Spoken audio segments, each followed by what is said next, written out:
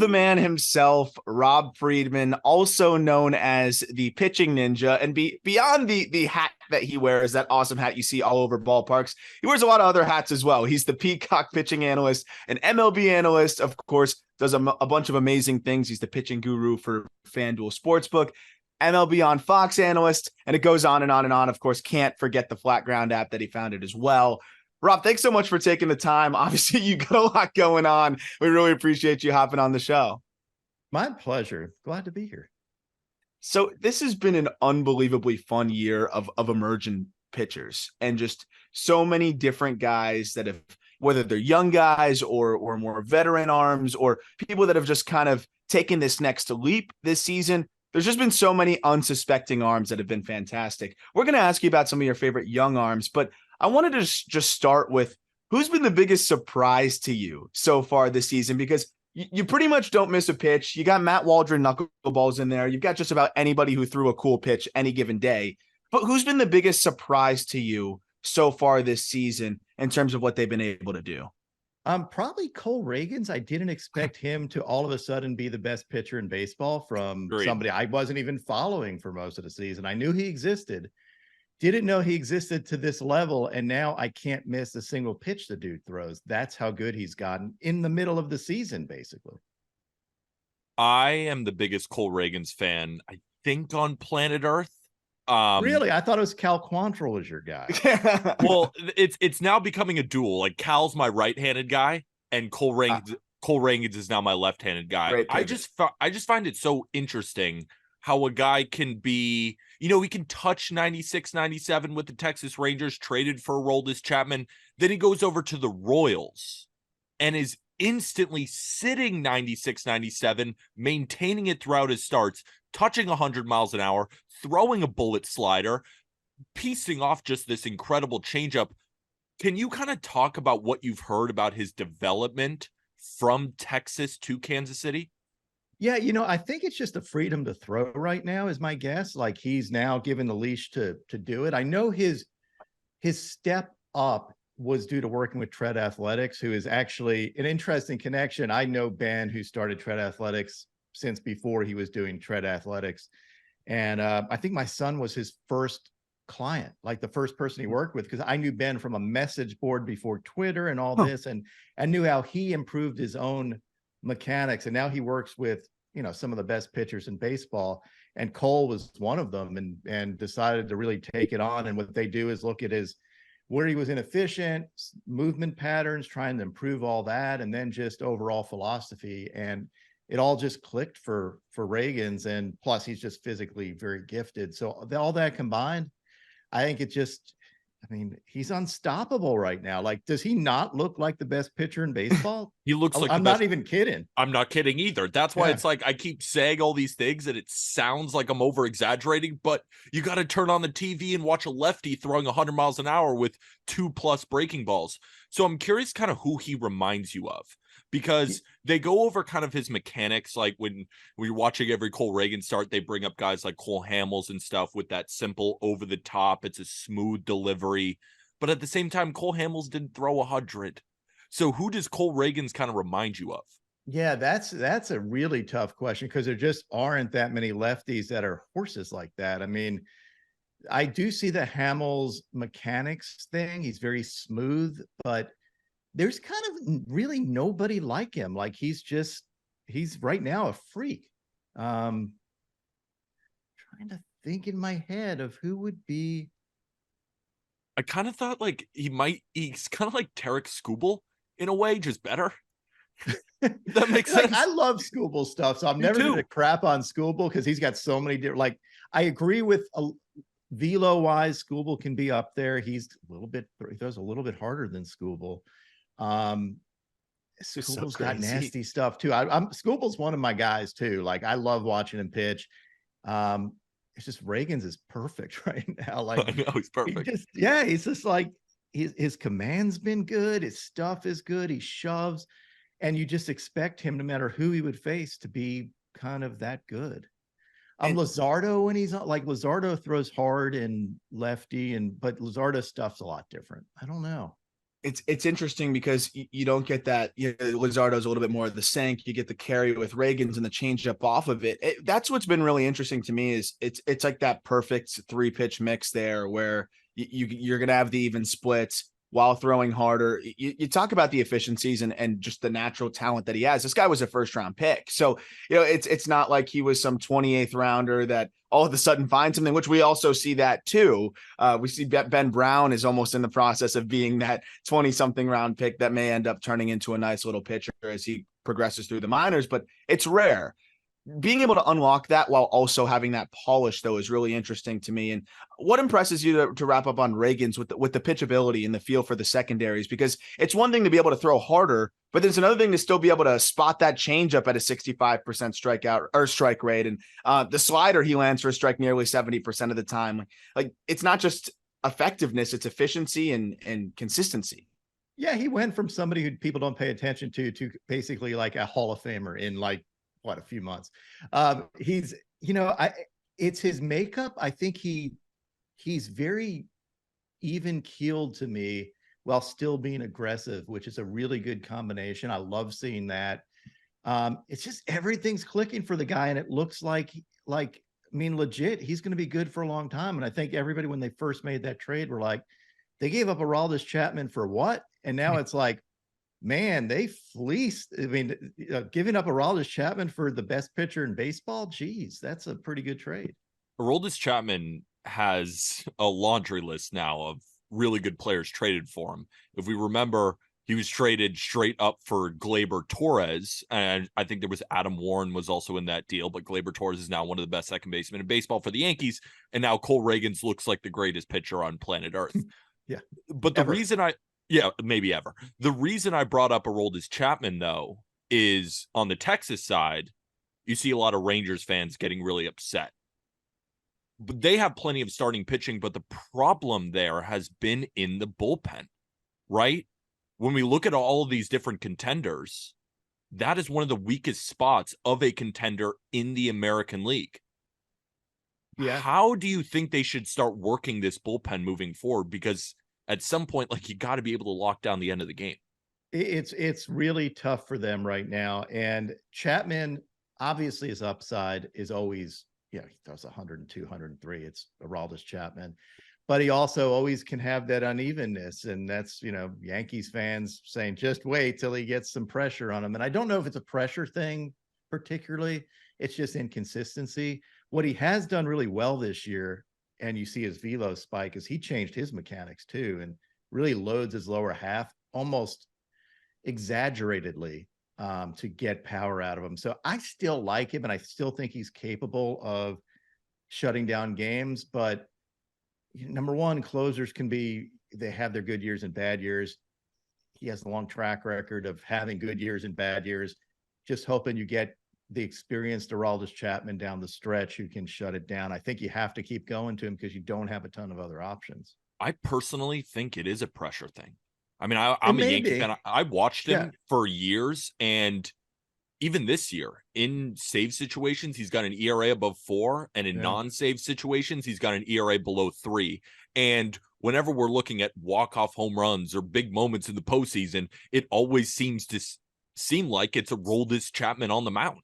Yeah, it kind of like, I always hesitate to tag somebody with not good under pressure, because every time you close out a game, period, or every time you're in a baseball game, there's pressure. People are going to crap on you if you have a bad outing. Yes, there's extra pressure in the postseason, and yes, he occasionally doesn't come through. But it's like, I don't like putting that label on Kershaw either, who hasn't a great postseasons. I think Kershaw's got incredible makeup, and it's just either, at this point, it's not even small sample size. It's just some guys get attacked better by postseason hitting because hitters are more patient. And if you're patient with Chapman, it's fairly easy to work a walk occasionally and then get him panicked where he has to throw strikes. And now you're sitting on a fastball kind of right down the middle. And even at 102, major leaguer that's sitting on it is going to be able to hit it. So I don't know. I don't know what goes through his mind. I do see occasionally what you're talking about, where you see his face, he looks lost under pressure, but I don't like tagging somebody with that tag necessarily, because again, he's a major leaguer and a really experienced one who's been in those situations a lot. come through sometimes too. I mean, but you fail even 20% of the time as a closer. And that's not so good. People are going to always remember when you fail. People crap out. Like if I tweet Mariano, they'll be like, what happened against the Diamondbacks where he gave up? Like, I'm like, yes, it's Mariano Rivera. Sometimes you're going to beat him. Now, Chapman isn't that level of consistency, obviously, but you're still going to remember the failures more than you remember the successes. I just have a quick question about social media, because obviously we're all over social media and we see all of the different, there's good stuff, right? There's people celebrating your stuff, but then there's also the morons on social media that rip on you. What's your least favorite thing, or like least favorite comment on social media that just grinds your gears? Oh, when it doesn't count, it's X. Like I get these replies every time, like, doesn't count, he's pitching against the Giants. Doesn't count, he struck out. Blah. I'm like, I take the time to read replies, right? Like I'm reading replies, and then you just wasted my time and doing that. I'm like, it's really not that witty after I've seen it 500,000 times. The other thing is, like yesterday, I got it doesn't count again. It's against the Giants. Well, I actually picked again. Like, I bet my own picks. And I picked it. I'm like, oh yeah, hell yeah, it counts because I just won. So what are you talking about? Like, yeah. So the payout didn't come because it doesn't count. It's the Giants are a playoff team, or like in the playoff, right? It's unbelievable. That is a good one. And I will say you do an unbelievable job of engaging with people. I'm being able to monitor your following and how much it's grown and see you continue to engage is really impressive. And I think it sets a good standard because there are a lot of positive comments. And I do think, relatively speaking, your circle and the replies on your content tend to skew. It's a low bar. It's a very low bar, but tend to skew more positive than most of the social media accounts I see. I would say that's true. I mean, I really that's why I engage in it. And even if somebody's being, if somebody makes a crappy comment, I'm going to engage most of the time, either to convince them that it was a crappy comment, or sometimes, occasionally someone's right about something. I'll sit there and go, yeah, no, dude, you're 100% right. I was wrong. Like, especially when it comes to like picks. If I make a pick and somebody says, why'd you pick this? I'll give a reason why I did. But if I'm wrong and it turns out that, I'm wrong, like that's life. I'm going to admit it. Like, why not? Baseball. It's baseball. I want to put your GM hat on real quick, because this is so interesting. I would say a very fascinating free agent class that just got a little bit thinner for bad reasons. But on the pitching side, Aaron Nola, this guy has been almost like a butt of a joke on our podcast for a while, because it just became a very controversial topic in terms of, very analytically driven people absolutely love him. And then some others, maybe undervalue him. And it's like this crossroads here. It doesn't really matter how you value him. He's been a horse, but there's a question now of this guy's about to hit free agency. He does have a 4.55. Of course, all of the underlying metrics are really solid and much better than that. Where would you stand on Aaron Nola as a free agent this year? And how confident would you be in giving him a long-term deal? And that doesn't mean that he's not a good pitcher. I think everybody agrees he's a good pitcher, but long-term deals with pitchers are weird. And he's just hitting free agency now because he had a couple years bought out, if I'm not mistaken, prior. Where do you stand on Aaron Nola, the pitcher, at this point? He's a really tough one because, I see the same things with him. And every time I look at him, I'm expecting this is the game where he's going to strike out 12 and pitch and throw a shutout and all that. And he can do it any given day. It's not like he's not capable. I would still err on the side of thinking he is a potential ace I think he's going to get a big contract. I think a team can depend on him. He throws a lot of innings. It's been, I guess, I wanted to say pretty consistent. It really hasn't been pretty consistent, but it seems like you're always getting consistent effort out of him, I guess, is what I'm saying. So he's one of those guys that I think you can at least pencil into your rotation every, it's worth something. So I expect him to get paid pretty darn well, and for some team to take, a good shot at him to be successful with him, because I still, despite the inconsistency of results, I think the stuff is there. Yeah, Aaron Nola is the most confusing pitcher in Major League Baseball Really to me is very confusing. because I love looking at the peripherals like expected ERA, Sierra, and FIP and XFIP and F4. Like all of them are going to tell you that Aaron Nola is a good pitcher. And then you turn on a Phillies game, and when he's locating the two seam and locating all those different pitches, okay, those numbers were right. And then the next start, he allows 4 home runs. So I just to follow up on that question, you think he could be a potential ace, but you see how much pitchers are getting paid in this market. And right, Carlos Rodon was a great example of a guy who the expected numbers look great and the performance on the field was amazing. And then he gets a 6-year deal and he gets hurt. And now he struggled all season long. Like knowing the inconsistencies of the starting pitching position and then knowing that Aaron Nola might be the most inconsistent of them all, do you pay him like an ace? Yes, you're going to pay him like he's going to get paid like an ace. I can almost guarantee that, but I understand exactly what you're saying. Like, Rodon was one of my guys. Like, I still think, I mean, he's freaking got great stuff, struggled with injuries this year. You can't always predict that. I mean, he has had injuries in the past, but he's gotten past them too, because people are like writing him off. And then all of a sudden he's a Cy Young contender. I still think the rest of his contract's going to be, don't forget you're paying him. You can't judge it based on a snippet of 1 year. He's going to be, hopefully back and be a bully on the mound like he typically is for the rest of his contract. I mean, he is very hardworking dude. Again, love his stuff. I think Nola is too. They're very different, and Rodon's very aggressive. Nola is not as aggressive, like, as far as mannerisms on the mound and all that. But I think he's going to get paid like an ace, because exactly what we're saying is everybody, when you're signing somebody, you see the upside. It's like, I can change him type of thing. Like, you get him in our program and we're going to get that consistency out of him.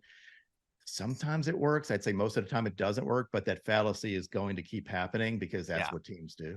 Yeah, that's like the level of confidence that any executive or front office is going to have. Oh, well, we'll get this guy right. But that was actually going to be my follow up with Nola, because if there is a candidate for that, I do feel like it's him. You see, like what Zach Eflin has been able to do, with the Rays. You see, even, I mean, Aaron Savali, I just saw you put it down. He just punched out 12. And I know that it's the Rays. And honestly, one of the things that grinds my gear sometimes is that any pitcher or that goes to a specific team, everybody instantly says, oh, incoming 2.2 ERA. But there's some merit to it as well. The one thing I'll say with Nola too is, like, you brought up the point of, he might be a little inconsistent, or he might be very inconsistent in terms of the ERA, but 200 innings, shortened season, 180 innings, 205 innings, and probably 200 innings this year. Like, you don't get that much these days. So if you can even unlock just a little bit more, you got to feel pretty good. If you were looking at Aaron Nola and maybe could try to tweak something, because the long ball is the clear thing, but it's not like, oh, just don't give up as many home runs. Like, that's not how it works. What's something that you think could maybe optimize his arsenal a little bit? Yeah, I mean, it's pitch mix and consistency of shape of pitches. Like, you can tell when you're watching a Nola start if he's on or not. If you see that knuckle curve breaking the right way, sometimes I know there's a numbers test on it. I actually first see it with my eyes. And I've seen guys like Mitch Keller in the middle of the season go into that slump, and then all of a sudden you see him get his pitch shapes back, and I'm like, all right, now he's back, and I feel like his next few starts are going to be good. Sometimes you just lose it. And I think that happens sometimes with Nola, and then he starts relying on it's almost like a hitting slump with pitchers. Basically, you're just a little bit off, and that means that it's always in there. And again, as a team, you're looking for what that guy has in them. And to me, I want the guy that's going to eat up innings, that's have a proven track record. If I'm going to bet my money, I'm betting on that guy versus somebody that's been consistently hurt and is inconsistent. Like, he's been inconsistent, but has given you at least the innings. So he's worth something for you. And that's why I will give Aaron Nola a lot of credit. We talk a lot about durability on this podcast when it comes to pitching. Important. Yeah, hugely important. Hugely important. And just speaking about that, because there's so many different stats now, right? And as a pitching guru yourself, you're going through all of them on a daily basis. What do you think? It might not be a stat. It could be just a quality of a pitcher. Do you think that not enough people with all the numbers in front of them don't appreciate enough The stat that people don't appreciate? Maybe it's a stat, maybe it's a quality of a pitcher. Just like we talk about how Jose Barrios, right, makes 32 starts every single year. Yep. And you can make fun of his year last year, but at the end of the day, he's there every fifth day, giving you a chance to win. And that's extremely valuable. That may not show up in the stat sheet besides innings. Like, what's a quality about pitching that you feel is undervalued? Well, I think durability is definitely one. Like that's huge, because it not only means that you can write somebody into your rotation, but it also protects your bullpen and helps other pitchers too, and gives that team just that little, you want somebody that say, all right, well, today we're going to be able to rest these guys, recharge their batteries, because this guy's going 7 for me.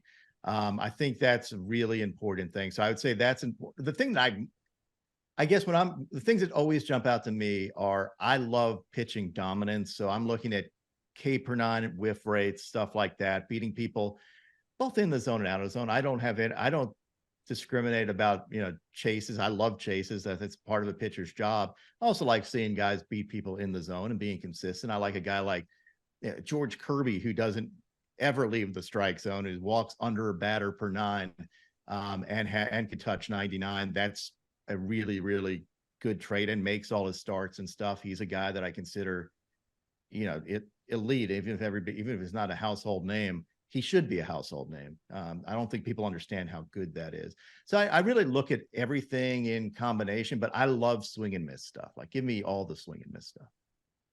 So somebody that I think has kind of just had a little bit of the ups and downs this year as well, and will probably have to kick it into another gear here with both the swing and miss and the ground ball departments, Framber Valdez. And I don't know how much you've kept up with specifically maybe just like what has been going on with him, but I know you're watching basically everything at all times at once. So with Framber, what have you seen there? Because this looks like a pitching slump, as you said, but this is a guy, I mean, we've talked a lot about Javier, so I kind of wanted to pivot to Framber on this one with you. They need both of them if they're going to win the World Series again, but Framber especially, because that's been their rock in the postseason. He's a tough one to figure out, because he'll throw a no-hitter and it looks like he's going to throw, he's every other game like, all right, I'm going to go 6 or 7 no-hit innings, and then there's kind of a clunker in there. And to me, again, it looks like pitch shape to me. And when his curveball and cutter are hitting, it keeps everybody. Man, his velo's been pretty solid too. So like, he's got all the pieces. He's clearly got the potential of being an ace. Can be a consistent piece. I see him being more inconsistent this year than he has been in other years. So to me, it's about shape of his breaking stuff. So with the pitch shape, so some listeners may not know, like, what's a big contributor to that? How do I fix that? How do I improve upon that issue? Can you elaborate a little bit on that for the listener that may not know? Yeah, absolutely. So first, it is, you have to notice that it's happening. You can either your analytics department is going to say, hey, you're not getting as much depth on your curveball, or the pitcher notices. I mean, it should be pretty obvious to most of these guys who throw a lot. And sometimes the fix is pretty easy. It's just a matter of releasing it, a tiny bit more out in front, or changing a little bit of where you're putting your fingers on the ball. Otherwise, other times it's somebody inadvertently changed something in their mechanics. Like, you'll see guys, especially later in the season, they go through slumps. Like, all right, well, let me move a little bit on the rubber. Let me change the way I'm doing something. And what happens is they get further and further away from what made them great. And all of a sudden they're not getting the results, and it just spirals, just like a hitting slump. It's like you hit a few balls at somebody. You're like, now I got to hit it around them or over them or through them. And you start changing something, and all of a sudden you're in a slump.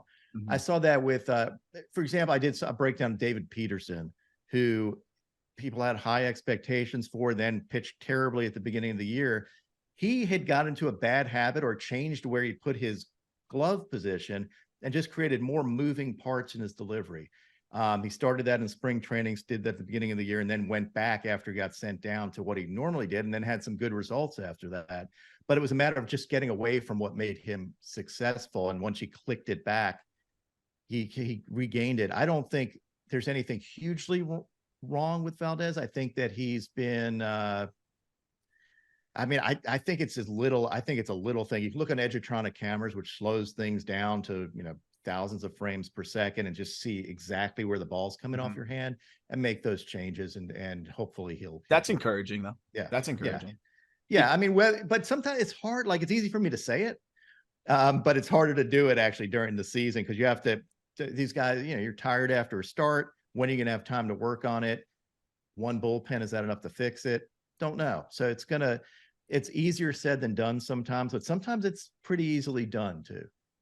And in the National League, we have the Cy Young race going down to the wire, right? You got Blake Snell, who throws 95 miles an hour with life, and then he just drops the hammer curveball on you, the slider, everything he's got. But then you have Justin Steele, who's not cut from that same cloth, right?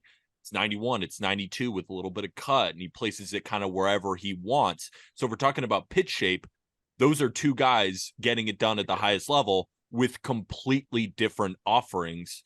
What's your feel right now on the National League Cy Young? Because we're not even talking about Spencer Strider when we talk about you like guys who, swinging strike rates, all that kind of stuff. He might be the poster boy for that. He literally is. Yeah. I think he's the poster boy for one of the guys that I would support for Cy Young, who doesn't have the ERA to back it up right now. To me, I thought for a while, at least, that if he had a few good starts and lowered his ERA to a more competitive level, because there are voters that are just going to vote. They look at ERA, they're like, I can't give it to a guy with a 3.5 ERA. Where the advanced stat, everything else looks great, and he's actually the leader in a ton in everything that I care about. He basically leads. So, but I'd have a hard time saying that he would be to me. Steele has a lot of the traditional metrics. I know we discount wins and losses. Some people don't, and they loved it. Like when you're looking through the history of Cy Young Award winners, it's nice to see a guy with a ridiculous winning percentage for a year. You got to win the game, Rob. Win the damn game. Pitcher's job, right? Like we say, wins and losses don't matter, but wins and losses are. I mean, and that's where it cuts in Strider's favor too, because Strider, no matter what, he puts his team in contention to win. And if you're looking at record, that's really good. ERA is literally the only thing he falls down on. Steele has everything. Like Steele with his combination of ERA, wins and losses, and Ks per nine now he's over.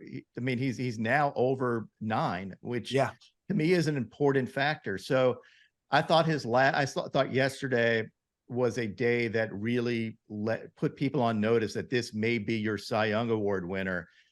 Blake Snell's put up all the numbers, is arguably the best pitcher in the National League right now. For a stretch, he was. Like for a stretch, I don't think it was even doubtable. You couldn't doubt it. Like he was dominating everybody. You're like, is he ever going to stop? Walks, again, I don't focus as much on him. They exist, and he does it a lot. So I think they're traditional. Does he pass all the eye test stuff? I think right now, if you're a traditional voter, Steele is your guy. And I think Steele would be Snell's favorite on the betting lines. I think Steele probably has the best argument to win it. That's basically what we said on the previous episode. Is I was trying to make the case for Steele, but this is a question that I don't even totally know where I stand on. So I this is a bit unfair, but I have to tee up for it. I think about voting on awards, and we talk about this all the time, and it becomes this kind of search within your own mind of what you value and then what should be valued. And you try to figure that out. You kind of tease that with the wins and losses, ERA and things like that. I look at a Blake Snell and I'm like, that guy's walking 5 per 9. I can't, like, it should be illegal for a Cy Young winner to walk 5 per 9. But if you walk guys and no one scores, who really cares? Like I have like the devil and the angel on each shoulder arguing with each other all the time. Like, where do you stand? Like, what are the important metrics? Maybe outside the obvious, what are some other things that you're looking at if you had a Cy Young vote that would be really important to you? I mean, I'm a strikeout guy. I like the fact, again, Steele being over 9 is important to me. I think over 1K per inning is a pretty big deal. I look at walks or so, like there's an aesthetic thing where you want your guy to be like, that is the best pitcher in baseball. So walks are a part of it. Like walks a pitcher can control. Mm-hmm. And, I would look at things like FIP and any advanced stats. Give me all the information that I could possibly get. I think that cuts against Snell somewhat, just the aesthetic part, but he also blows people away and has just ridiculous, like his curveball whiff rate is insane. Like his top tier stuff is really good. But it also comes down to taking a look at traditional numbers. Like, as much as I don't like it, your job is to win a game too. And how do you cut it? Like, Steele's got everything. Like, what part would you say that Steele, if you're looking at Steele just traditionally, he's your Cy Young Award winner, right? Like, he has all those stats, and you would say, how does that guy not win the Cy Young? Yeah. Couldn't agree with you more. Now we have Pitching Ninja on, and we're talking about Cy Young. I want to ask you about your favorite young pitchers in the game, but just speaking still on the Cy Young type track, who are your 5 pitchers who you think can win the Cy Young in the next couple of years that haven't been in consideration yet? Ooh, that's a good question. And outside of young pitchers too? Yeah, it can be young pitchers. It can be a guy who you've noticed come onto the scene that maybe is a little bit older that just hasn't been considered in the Cy Young conversation yet. I mean, I think Brandon Woodruff is a dude who can win the Cy Young any given year. Like, that dude is a horse, and kind of love watching him pitch. Same token, I think Peralta's been underrated for the role he's on. Like, that dude is striking people out left and right. I don't know if he can keep it up for a year. He seems to me to be fairly inconsistent and very high energy guy. When he's on, he's among the more unhittable guys out there. Who can take it? I mean, as far as like young guys, I think Eury Perez is I don't even know how to describe that guy. Like, I can't imagine what his ceiling is. He's so freaking good. His stuff, his command, his makeup, his size. There's, other than injury risk, which everybody has, that guy is an incredibly talented young pitcher, and can win Cy Youngs every year from now till from next year on. He could be a Cy Young favorite, and nobody would bat an eye. Grayson Rodriguez is the guy who has Cy Young stuff too, as a young pitcher. Like, absolutely freaking electric, right? Like, it's been really cool to see him kind of fully start to put it together. Not fully, because fully would be ace, but just come around to the point to where he is contributing consistently and looks like maybe their best arm. As the prospect guy, I just baseball, I've been covering him for a while and watching his starts for a while, and it's always eye-opening to see the adjustment period at the big league level. Maybe some guys don't have it. You mentioned Perez didn't really have it as much, but what have you seen with Grayson? Because that's kind of somebody I wanted to highlight specifically. I can kind of tell based on your social media patterns, you key in a little bit extra, I feel like, on Grayson, or he just gives you more material. I don't know which it is, but I tend to feel like whenever I look, or it might be extra serving me up what I want, but I always see a little extra Grayson, and I think it's the complete arsenal that he has. You have so much to work with there, similar to Perez. What have you seen that's really kind of clicked for Grayson? And then what do you think it would require to kind of get that next level, which is, frontline guy? Yeah. I mean, to me, it's the velo, getting his velo up to what is touching 101. Like, that's crazy as a starter, and able to keep his velo deep into games. And I love his off speed stuff too. Like, I think his changeup is extremely good. I think his slider looked really good yesterday. It's just consistency. Like, he has consistency and experience and knowing how to use your arsenal. I think the same thing with someone like Bobby Miller, who had a fantastic outing against the Braves. To me, like, it's a matter, he will be a high strikeout guy once he realizes how to sequence stuff. Graham Ashcraft is a guy that seems to put it together a little bit piece by piece, but can be very inconsistent. Got lit up earlier in the year, now seems to be putting it a little bit together better. Luzardo's absolutely got Cy Young stuff, and he's got to just go on a tear, but he does go on tears. Like, there are tears where he'll go in, he'll K 9 to 12 guys a game, and then get lit up out of the blue. And some of it's knowing how to deal with when things start spiraling. There's a big mental game aspect to baseball that I think fans, and if you look at numbers and just mechanics and everything else, you don't get it. But knowing as a person, like, when things go bad, what happens? How do you spiral? And if you have the experience to fix it, you're going to be able to. Luzardo's at that point where I think he can take that next step, but he's certainly got Cy Young stuff. Ragans is one guy, right? Like Ragans could be like, he could be a Cy Young Award winner this year if somebody wanted to give it to him. Like he's legit. If he can keep doing what he's doing, he will win. He just is the complete package. I couldn't agree with you more. My follow-up question was to round out your top 5. Who else but Cole Ragans? I mean, he has to be on there, right? Like I even mentioned it. I mentioned it yesterday. He's the best pitcher in baseball over the last month, and I'm not even. There's no qualms in saying it. Like he just is. He just is. Our Strider's one guy who could be the best pitcher in baseball, and arguably is the best pitcher in baseball any given outing. Like you would never be if you were asked, can Spencer Strider strike out 15 against any team? The answer is yes, and you wouldn't be surprised if he did. It's just those little times where, number one, hitters are guessing. You need to throw them off a little bit more.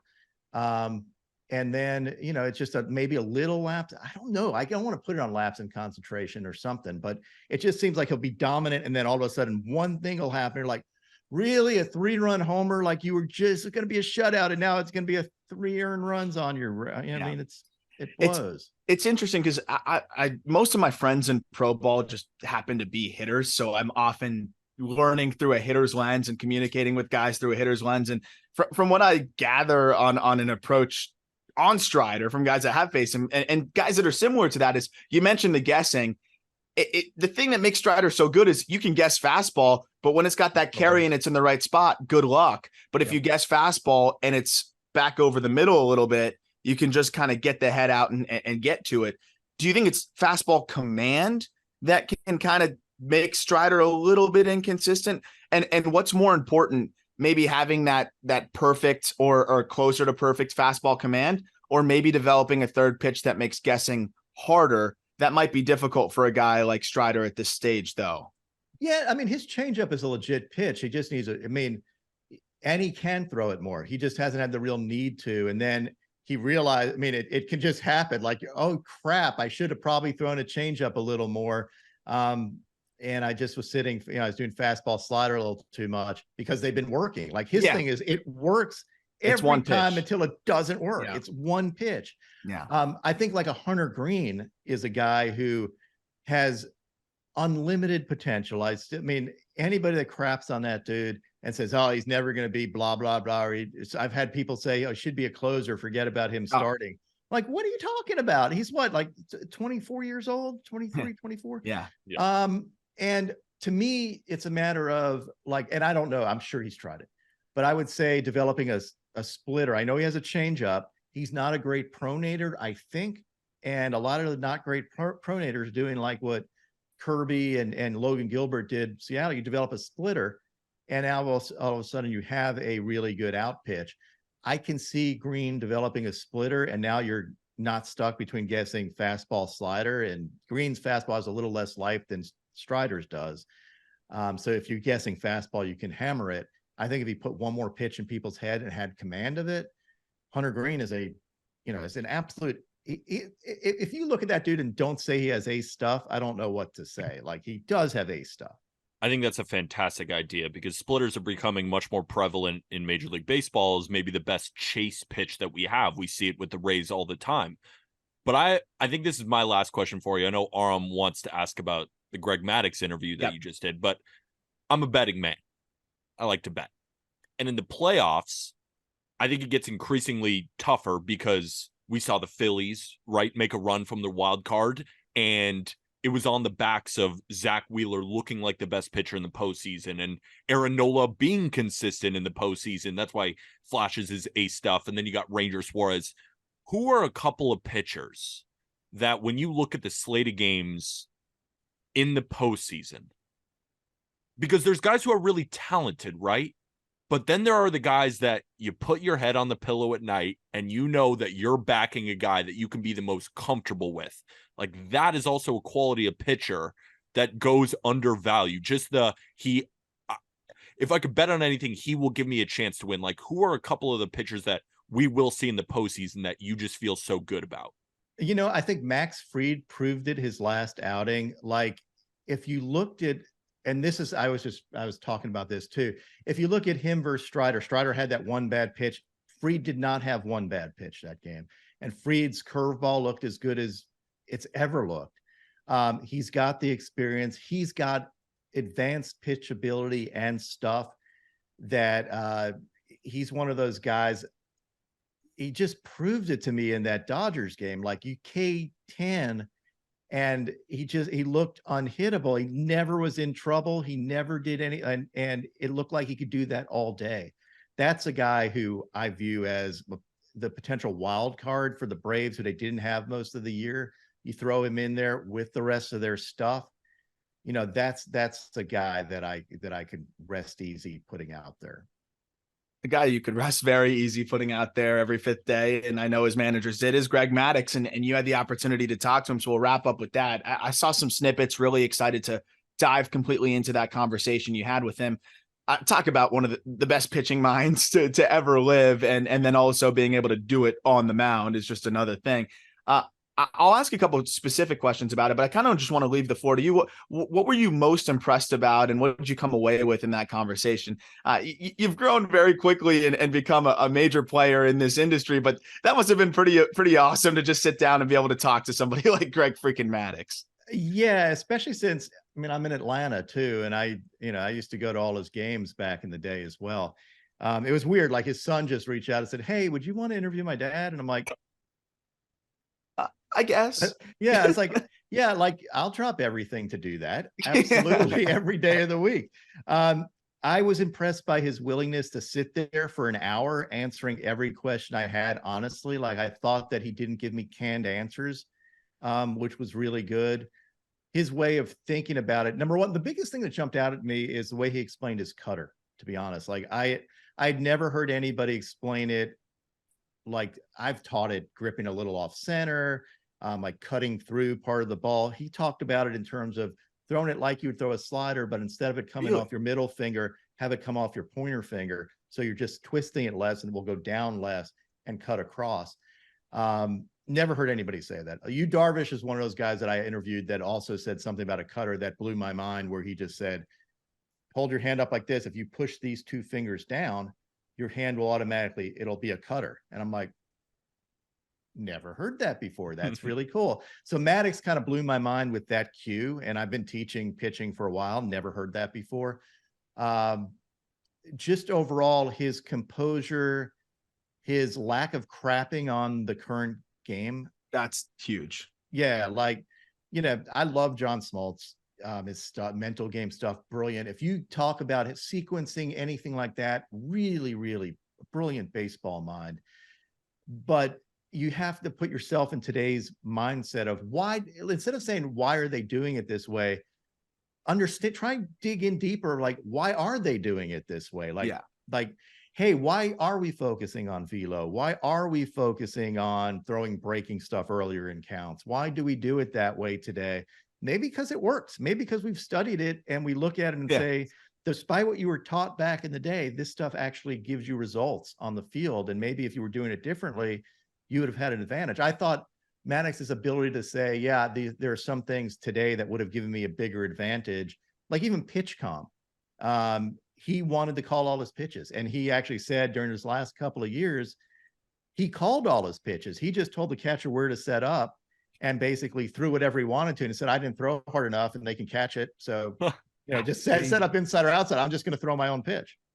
That's crazy. I love the point you bring up, because being able to just even talk to some guys that have played in the big leagues kind of around the same time as Maddux and look at pitching now, as they were all hitters, they all say, no way I'm hitting the same way I hit back then today. So if hitters are saying that played back then, hey, I'd have a much harder time hitting now. Clearly there's a reason why they're doing what they're doing. The last thing I wanted to mention, though, that I do think is something that I don't know if it's something that's lost in today's game, because I think a lot of pitchers subscribe to this belief. I think it's more of a misconception between fan and player, is, you know, the 0-2 count, the quote unquote waste pitch. And I know Greg Maddux has talked about that, but he got into it a little bit deeper with you. And I want to wrap on that. people talk about like, oh, you're way ahead here. Utilize your 4 extra pitches you have here. Don't just groove one in there. And you talk about George Kirby, who always is in the zone. And I think that's probably someone that Greg Maddux, I'm sure, loves to watch pitch. Can you elaborate a little bit on what Greg Maddux said about the 0-2 count and the quote unquote waste pitch that doesn't really exist, and your thoughts on it, maybe to accentuate that? Yeah. I mean, he is really into every pitch matters. You should, like, a hitter is on the defensive at 0-2. Why not attack him? Like, nobody wants to hit 0-2. It's not a situation where the hitter ever feels comfortable. He's not saying groove it down the middle and every time I'm just going to let the hitter hit. He's saying, I'm going to attack the hitter and throw a pitch that I want to throw and still get him out. Like, if he pops it up, that's an awesome result. Or if I strike him out, that's an awesome result. And don't forget, Maddux had over 3,000 Ks. So it's not like he wasn't a strikeout pitcher. Like, he didn't just pitch to contact. So the ability to, and the mindset of always attacking a hitter too. Like, I'm always going at this guy, trying to get him out on this pitch. Why should you stop at 0-2? But yet, I think it's more lower levels, especially where coaches will be like, you can't give up an 0-2 pitch. It's got to be out of the zone. Yep. You can't give up a hit on an 0-2 pitch. Or you're going to run after the game. Like, I've seen pitchers get pulled and all that stuff. And especially with pitch counts now, making every pitch matter is important. I've seen way too many counts in high school. I mean, I coach high school pitching, where someone goes from 0-2 to 4-2 because they're still nibbling. And because you say, waste the 0-2. Now it's 1-2. They try to throw a nasty pitch. Guy doesn't chase. It's 2-2. Now they're feeling a little pressure. They throw another pitch out of the zone. Now it's 3-2, and they're just trying to, get them. It just happens all the time. I'd rather my pitcher be attacking, and I think that's a good attitude for a pitcher. And I think Maddux really drove that home. And hopefully coaches will listen to Greg Maddux if they don't listen to me. Like, they should listen to somebody. Yeah, he knows a thing or two. Well, you can listen to Pitching Ninja at a lot of different places, right? YouTube. Where else can people kind of keep up with your work? Of course, on Twitter, where, that's where it all began. But where else can people kind of keep an eye out for what you got going on and some things that you might have coming out very soon? Yeah, I'm on Instagram, TikTok, Twitter, or X, or whatever we're calling the thing. YouTube, and then I feel like I'm everywhere. Like, just there's too much Pitching Ninjas. There should be less. Yeah. No, I'm kidding. I disagree. It's good. I disagree. It's good for a lot of yeah. You never can have too much Pitching Ninja. I really appreciate it. Well, thank you for giving us some Pitching Ninja here for almost a whole hour. Really appreciate the conversation. It's always a blast being able to talk with you, Rob, and excited to go through the final stretch of this baseball season with you, and look forward to hopefully talking again soon. Awesome. And let's start the Cole Ragans fan club. We're ready. Yes. Right? I'm in. Thanks so much, Rob.